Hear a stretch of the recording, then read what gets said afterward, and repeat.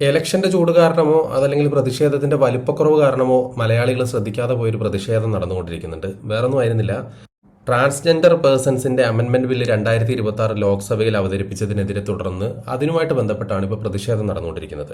എന്താണ് ഈ transgender persons amendment bill എന്ന് നോക്കാം. ട്രാൻസ്ജെൻഡർ വ്യക്തികളുടെ അവകാശ സംരക്ഷണമാണ് ബില്ല് കൊണ്ട് ഉദ്ദേശിക്കുന്നത്. 2019 ഉണ്ടാക്കിയ നിയമത്തിൽ മാറ്റം വരുത്തിയാണ് പുതിയ ബില്ല് ഇപ്പോൾ നിലവിൽ അവതരിപ്പിക്കപ്പെട്ടിരിക്കുന്നത്. സ്വയം ട്രാൻസ് ആണെന്ന് തീരുമാനിക്കുന്ന ഒരാളെ ട്രാൻസ്ജെൻഡറായി അംഗീകരിക്കില്ല എന്നുള്ളതാണ് നിലവിൽ അമെന്റ് ചെയ്തു വന്നിട്ടുള്ള ഈ ബില്ലിലെ പ്രധാന വ്യവസ്ഥ എന്ന് പറയുന്നത്. അതുപോലെ തന്നെ വ്യത്യസ്തമായ ലൈംഗിക താല്പര്യമുള്ള ആളുകളെയും ട്രാൻസ്ജെൻഡറായി ബില്ല് അംഗീകരിച്ചു കൊടുക്കില്ല. 2019 നിയമപ്രകാരമുള്ള ട്രാൻസിന്റെ നിർവചനങ്ങൾ തന്നെ പാലിക്കപ്പെടണമെന്നാണ് 2026 ബില്ല് കൃത്യമായിട്ട് പറഞ്ഞു വെക്കുന്നത്. അടിസ്ഥാനപരമായിട്ടുള്ള ലൈംഗിക സവിശേഷതകൾ, ബാഹ്യജനനേന്ദ്രിയം, ക്രോമസോം ഘടന, പ്രത്യുൽപാദന ഗ്രന്ഥികളുടെ വളർച്ച, ഹോർമോൺ ഉൽപാദനം തുടങ്ങിയവയിൽ ജന്മനാ വ്യത്യാസമുള്ള വ്യക്തികൾ ട്രാൻസ് നിർവചനത്തിന്റെ പരിധിയിൽ വരുമെന്ന് ബില്ല് പറഞ്ഞു വെക്കുന്നു. സർക്കാർ നിയമിക്കുന്ന മെഡിക്കൽ ഓഫീസർ അതല്ലെങ്കിൽ ഡെപ്യൂട്ടി മെഡിക്കൽ ഓഫീസറുടെ അധ്യക്ഷതയിലുള്ള മെഡിക്കൽ ബോർഡ് സാക്ഷ്യപ്പെടുത്തുന്നതിന്റെ അടിസ്ഥാനത്തിൽ ട്രാൻസ് വ്യക്തികൾക്ക് സർട്ടിഫിക്കറ്റ് ലഭിക്കും എന്നുള്ളതാണ് മറ്റൊരു സുപ്രധാനപരമായിട്ടുള്ള മാറ്റം.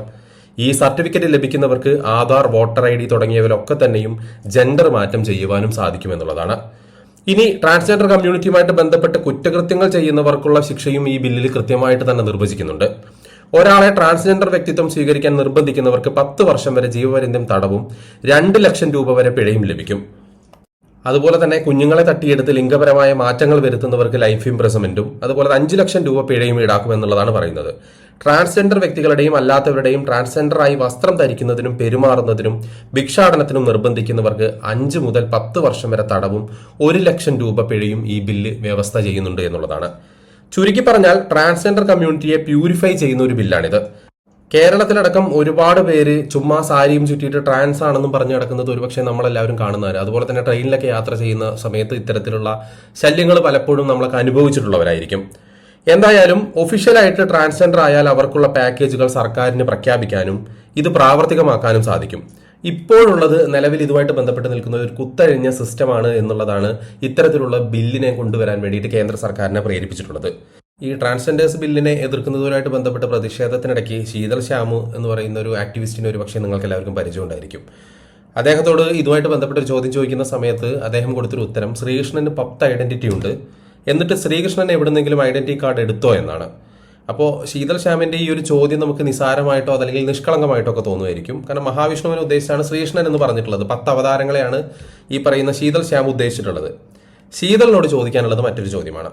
ഒരു കാർ വാങ്ങിയ ശേഷം അതിന്റെ കളർ മാറ്റണമെങ്കിൽ നമ്മൾ MVDയുടെ അനുമതിയും RC ബുക്കിൽ പുതിയ കളർ ചേർക്കുകയും വേണം.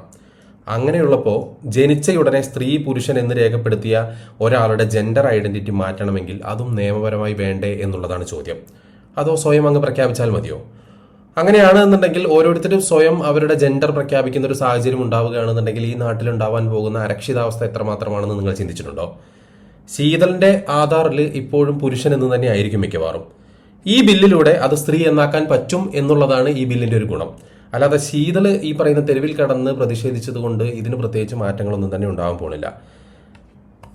പിന്നെ ബില്ലിന്റെ ഒരു പ്രത്യേകത എന്ന് പറയുന്നത് ഒരു ചെറിയ ന്യൂനപക്ഷം ഒഴിച്ചാൽ ബാക്കി വരുന്ന 90% മുകളിൽ വരുന്ന ഇന്ത്യക്കാരും ഈ ബില്ല് അംഗീകരിക്കുമെന്നുള്ളതാണ്.